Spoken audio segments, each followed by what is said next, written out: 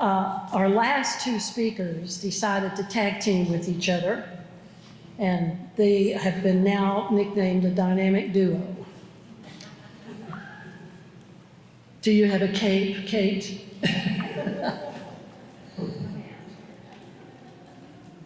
Their topic is integrative oncology. They are going to discuss patient-centered, get that? Patient-centered,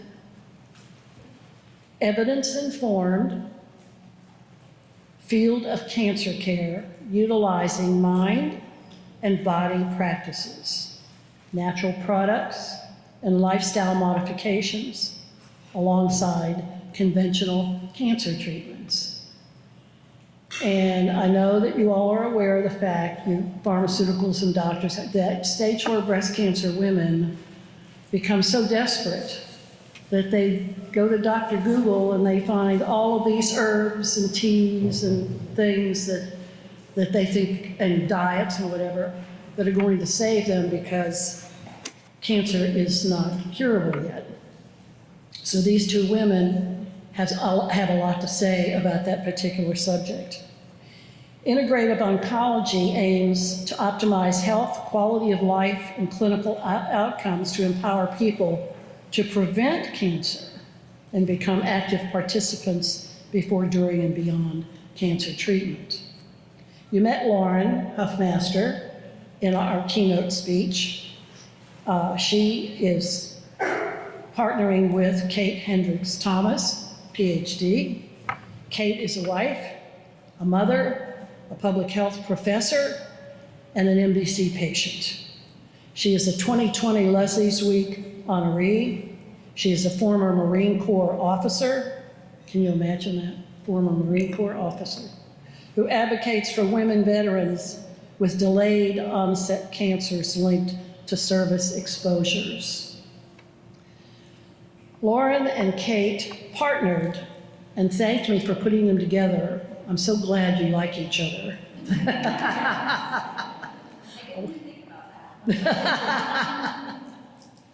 Into this powerful message. They have no experience and no credentials, and they don't know how to speak. Okay, just so you know.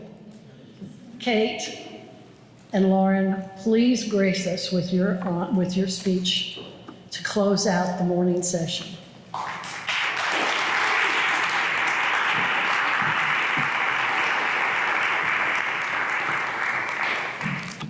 So I don't think we can say good morning to all of you. I think it's afternoon officially. Good afternoon, everyone.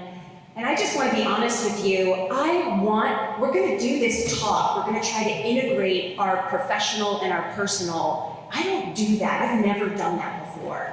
And I really want it to come across a certain way. So I hope everyone in the audience is pulling for us, because we're doing something that's a little weird for us. It's a little weird. So long before I got cancer, I was always kind of a German Shepherd type of person. I love to work. And if I don't have something to do, I'm going to destroy your house. So I studied public health after the Marine Corps, which was its own set of experiences. I love the Marine Corps, always will. Love Marines, my favorite people. I started studying public health and health promotion. And I was really, really passionate about this notion that we can alter our own physical, mental, social, emotional health through the cultivation of resilience. And we're going to talk a little bit about that today, because in 2018, I was told that I was going to get to test my own level of resilience. I was seeing my primary care provider. She was a VA primary care provider. And she said, Kate, based on where you've been stationed, I want you to go and get a mammogram. Now, at this period of my life, I fancied myself very important and very busy, and I said to her, I'm 37, that's unnecessary. Of course, me with my big ego arguing with the doctor. And she said, no, you're gonna go, and you're gonna get this mammogram. They kept calling me back for imaging, more imaging, biopsies, and I thought, these people know that I'm a fully insured patient. And And they're just doing all of these unnecessary procedures. I couldn't have anything wrong. I'm 37 and, about to take over the world. And lo and behold, I'm sitting in my would-be oncologist's office, and she says to me, "Kate, it's stage 4. And I said, "Great. How many stages are there?" "Maybe it's 420. I don't know, that would be a good thing." And she looked at me a little harder, thinking, I thought this woman, thought she was smart, but she definitely doesn't know what's going on. And I went home and I did what we all probably do after that diagnosis, and Lauren shared so beautifully this morning. I cried, and then I started getting up at 2 in the morning and making lists. My control freak came out and I made lists of everything that needed to happen before I exited stage left. And I spent a lot of time doing that. And then I thought, you have invested your entire professional career in telling people how they can be more resilient in their own lives, at whatever stage of life they're in. I would talk to military veterans, I would talk to students, I would talk to fellow academics. And you have preached this for the last decade. Can you actually apply it in your own life? And what that required me to do was think through what I knew to be the pillars of a resilient life and see how my own stacked up. And so we're going to talk a little bit about that today. And I'm going to invite you to participate with us a little bit today. And I am so excited to share this conversation with Lauren Huffmaster, and I know you all are excited to hear from her again because she's amazing and she makes me look good just by standing next to her.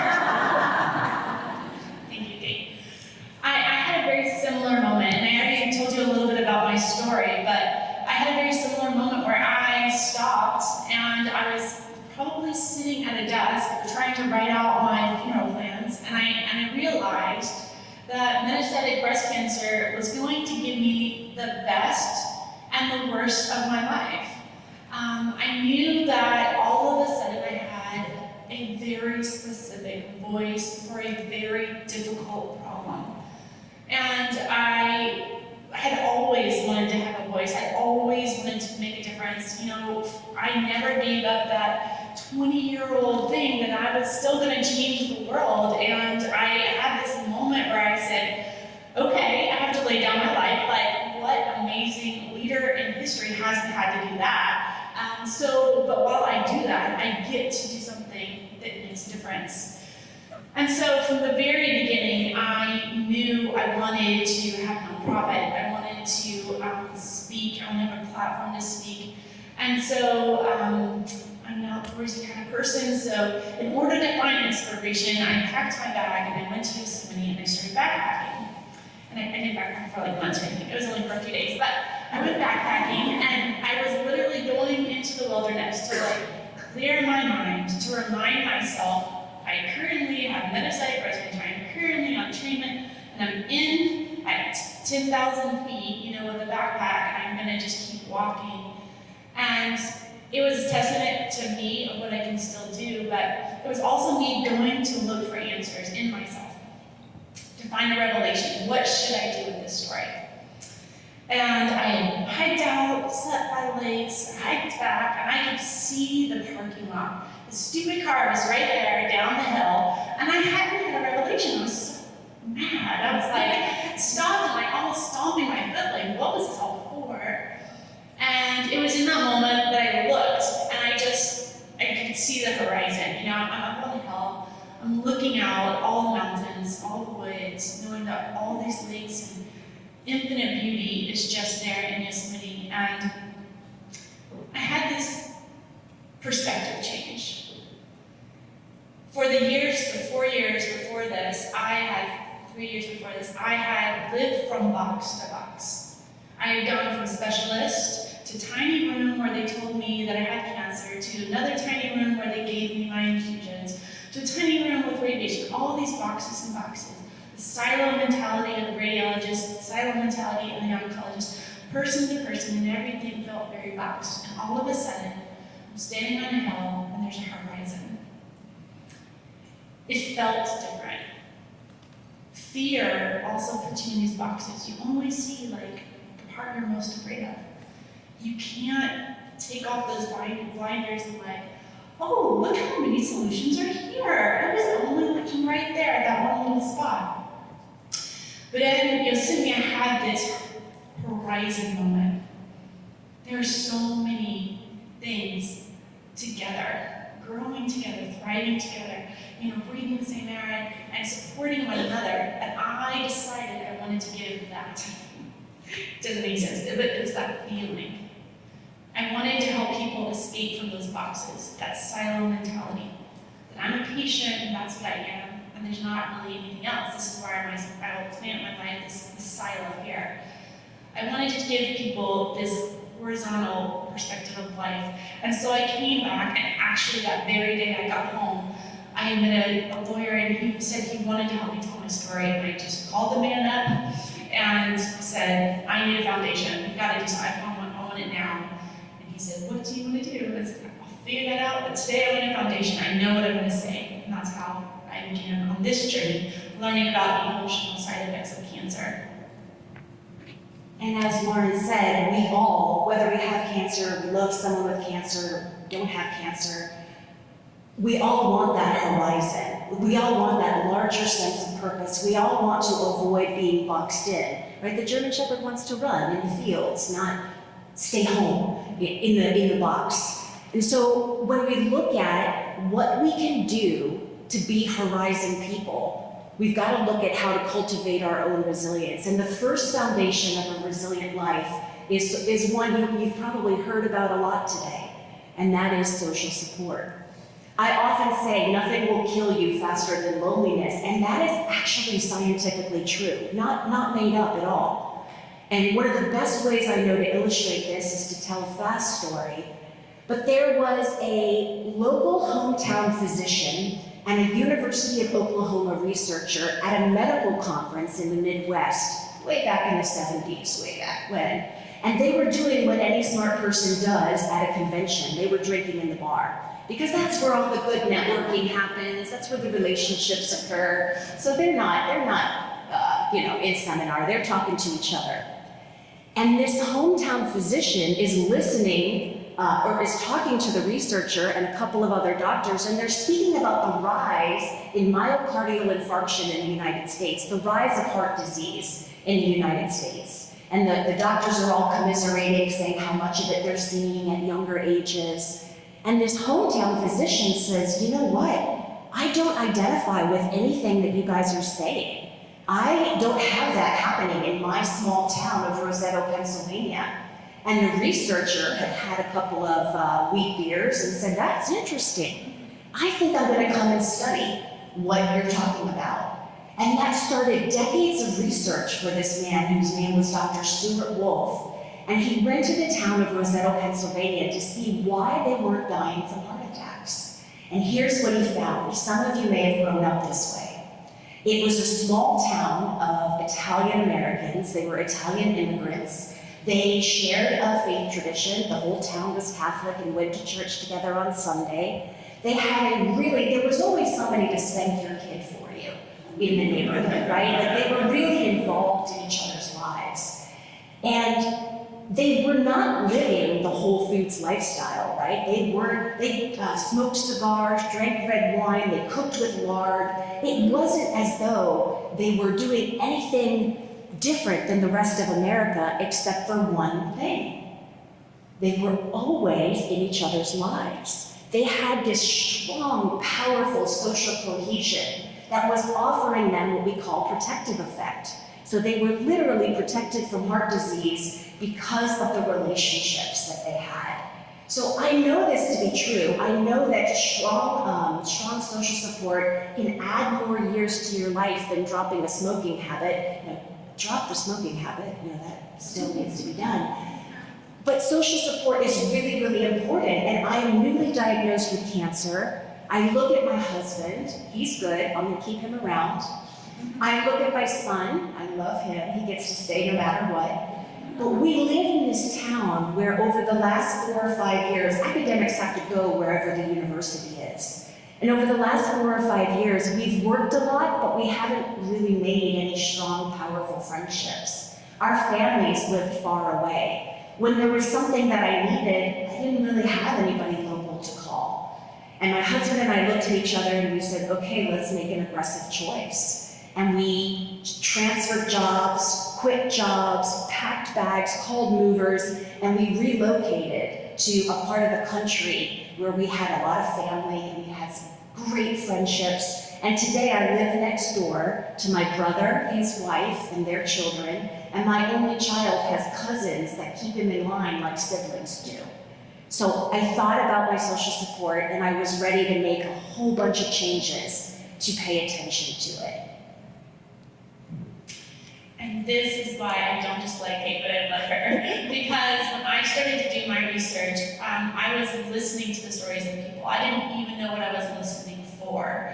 But I would listen to these stories after stories, and I found the same things emerging every time. And one of those things was isolation. In the cancer experience, there is isolation. There is isolation, doesn't matter how many people you have in your life, you still feel this isolation. And I just love that, and with her PhD and with all her research, she came to bring me the same data. It is isolation, it's such an important thing.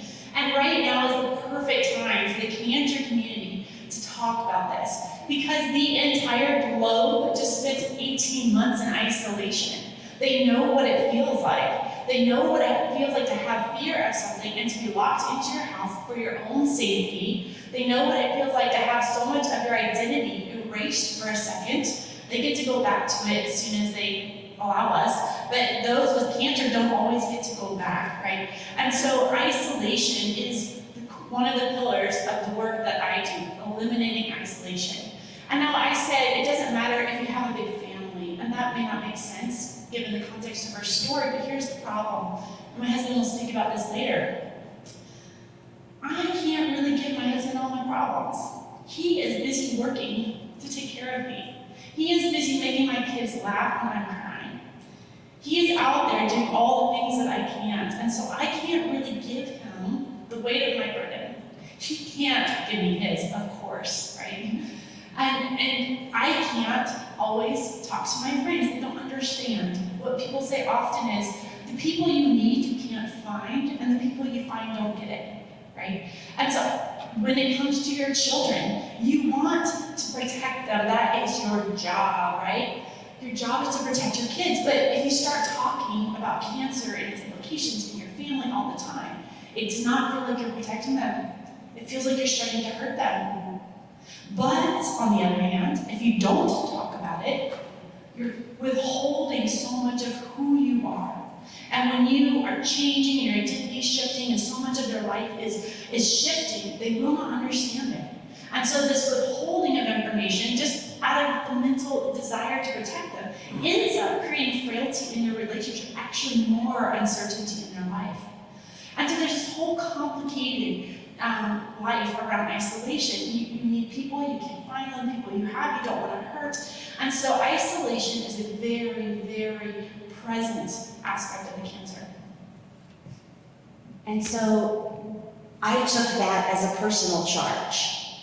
Am I actually asking for help? I hate to ask for help. I would much rather just put up a veneer of I've got it all handled. Where am I reaching out? Where am I asking for help?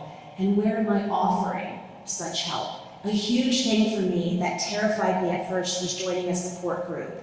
Those women had so many stories, it scared me at first. And now they're some of the people that I can count on and I can reach out to.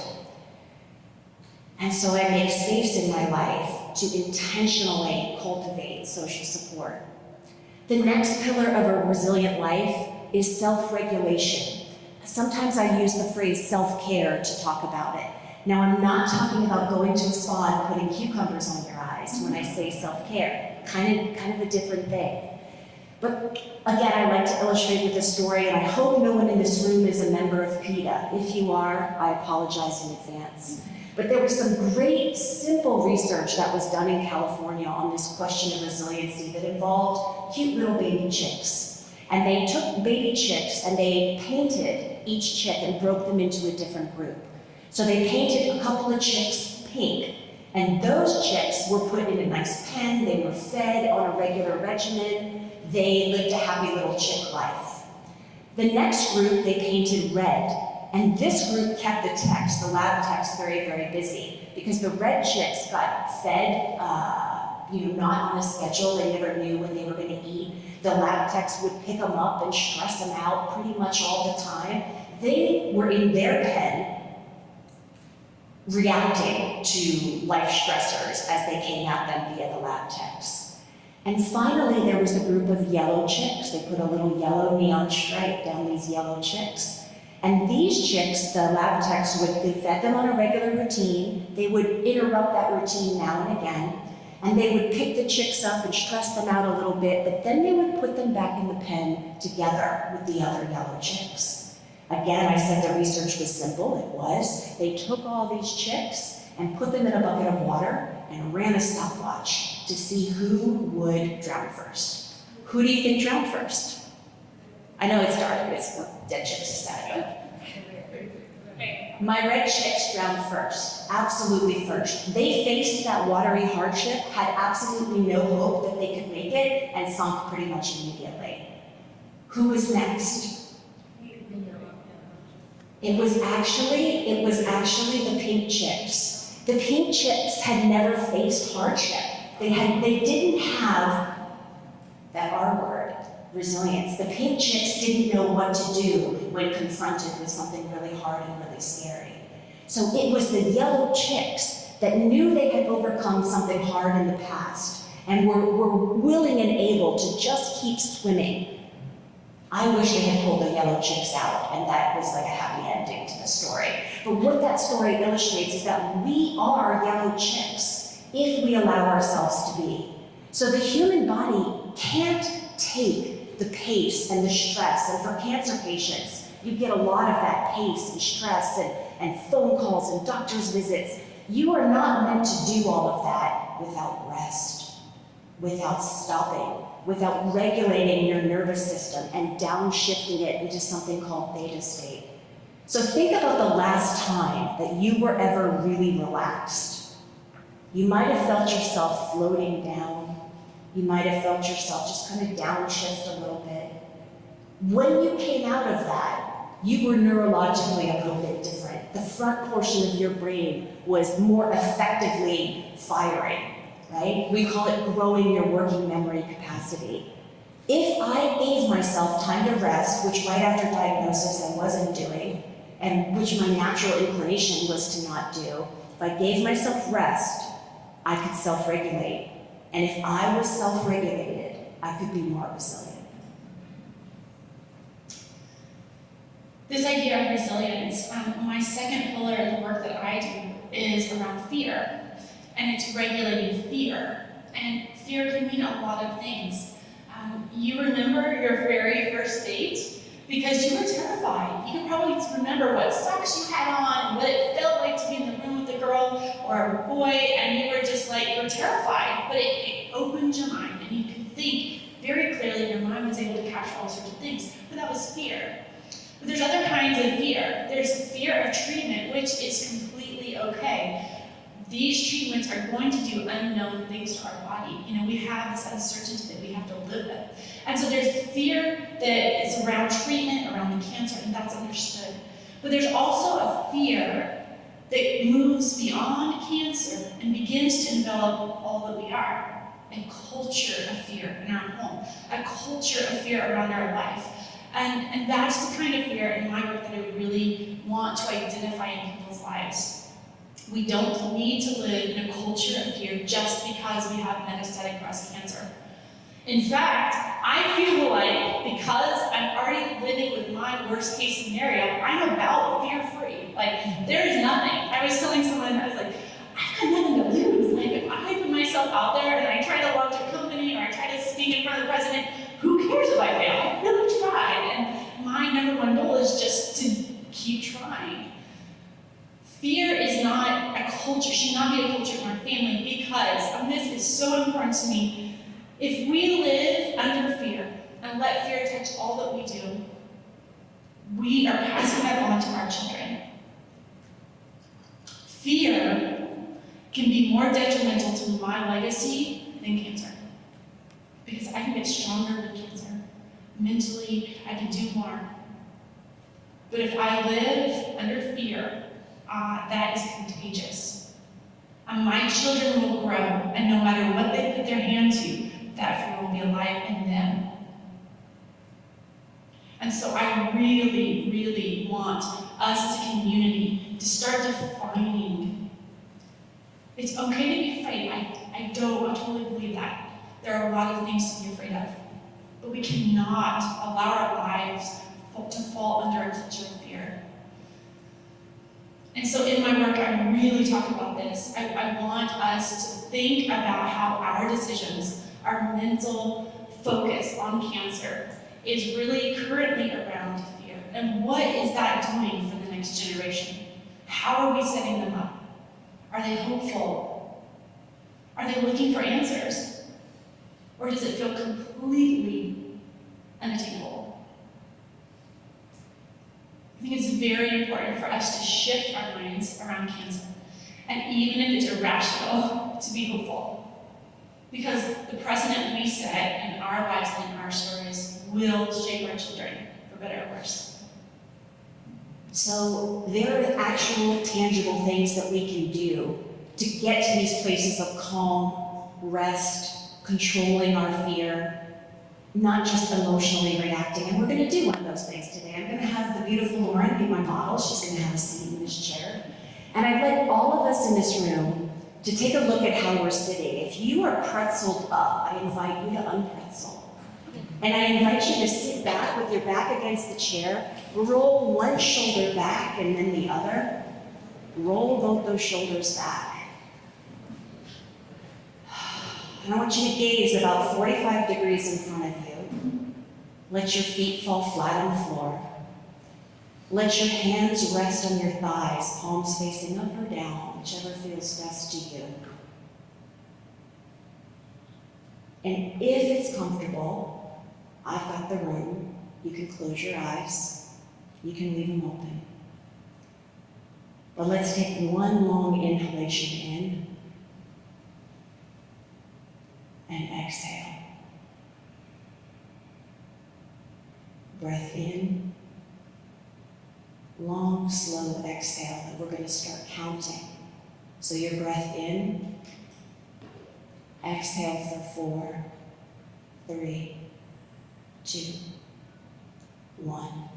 Breath in, exhale for 4, 3, 2, and 1. And just keep that count going in your own mind. You can tune my voice out if you're ready to. Noticing as you slow down your exhale, you slow down your mind, you slow down your heart rate. You give yourself permission to be present in this moment, to notice any fears that come up, to notice if you feel antsy or rested, to notice what your body is telling you that you need, what your heart is telling you that you need.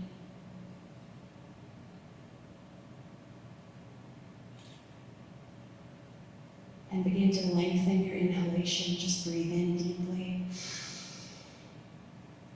A little shorter exhale. Inhale deeply.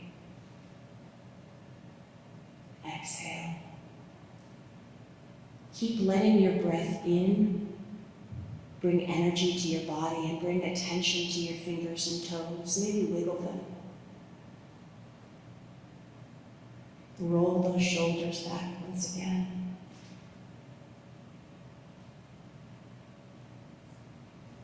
And whenever you feel ready,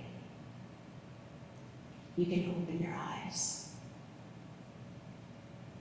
There are a million ways to rest, but meditation, mindfulness practices can be really nice for doing exactly what Lauren was just describing, cultivating the awareness Why is your mind racing? What are you afraid of? What are you giving attention to? And it can just 2 minutes like that can carve space in your day for a little bit more intentionality. Thank you, beautiful mom. The last pillar in the work that I do is around identity. And I think you've heard some of this throughout the day in our stories, but when you go through cancer and you go through its treatments, you don't really have time to process. You're literally in a fight physically with staying strong and keeping your immunity up and all of these things. And when you're not stage 4, when you have stage 3 or less, there becomes a day when your treatments end, and then you start to look around and you're like, okay, where am I? I just got flooded down in this space, and now I don't even know where I am, or who I am, or what resources I have, who are my people. And identity is really difficult to process. I mentioned before, you have to often turn around and say, who was I? And mourn for that, because you're probably not that person anymore. You have to look at yourself now and say, where am I? Who am I now? What are my visions for now? What is my purpose now? And that self-exploration can take a while. And I encourage you, in any trauma in life, even through COVID, if you're in the moment right now where you're like, all my routines are gone, a lot of my people are gone, like, where am I now? What do I want to prioritize now? Sit in that as long as possible. The longer you live in what I call the void, the space where there's nothing yet, I see it as potential, but it definitely feels not comfortable. We're busy people. We don't like to sit in an empty space. But that is where your potential begins, because when COVID or cancer has washed away so much of what you became over time, whether intentionally or unintentionally, and now all of a sudden you have this blank slate, you can curate your perfect life in that space. But you have to know what you want, who you want to be. And so identity is very important and very difficult in the cancer process. But with my work and with Kate, we really are asking you to look toward purpose. Find the place, the space, the voice that you have in and through your life, whoever you are, whatever circumstances you are in, and find your strength there and use that voice with purpose. And that sense of purpose is the last pillar of a resilient life. I mourned, exactly as Lauren described, I mourned this career that I had dreamed for myself. I was going to be Susie Researcher Extraordinaire, and that's what I was going to do. And my life and my time allocations look different now. And I really didn't need to mourn as long as I did. What is there to be sad about in a new trajectory and a new purpose? And meeting the team from Leslie's Week and spending time with people like Lauren has really helped me understand that there can be new purpose and new direction and a true integration of an old dream and a new.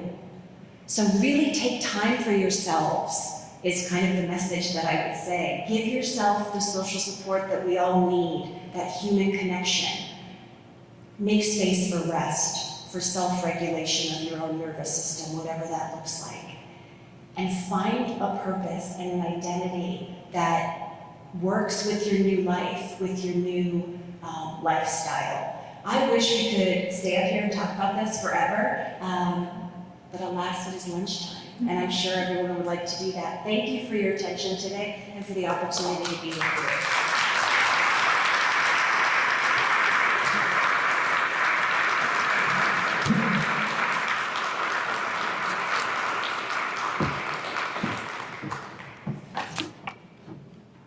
It is lunch, but I have a couple of little adjustments in our schedule. Lunch was going to be 12:30 to 1:45. So we're going to ask you to get your lunch. You're going to eat here at these tables. Bring your plates and silverware. And we will begin the afternoon presentation with the husbands just a little bit later. So you'll have about an hour for lunch instead of an hour and a half. That's good, right? Does that work? Okay, so let's go have lunch, bring it in here, and then I'll get started on the afternoon session when it's ready, because we have a fabulous dinner and dancing tonight, and after the afternoon session. Thank you.